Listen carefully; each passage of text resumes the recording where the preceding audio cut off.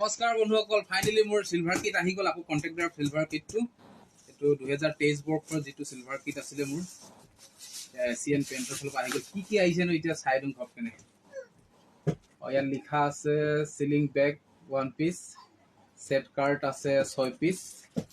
কেনেকুৱানো বেগ আহিছে, set card যি আগত আহিছিলে তেনেকুৱাই আহি আছে। Apex Ultima, Royale, Ace Apex, একলাইট, টেক্টাৰ, একলাইট। ফাইনেলি এইটো হৈ গ'ল মোৰ যিটো বেগটো লিখা আছে। ৱাও, খুব ধুনীয়া বেগ এটা দিছে এছিয়ান পেইণ্টৰ পৰা। এইটো লিখা আছে এছিয়ান পেইণ্ট মাষ্টাৰ ষ্ট্ৰক।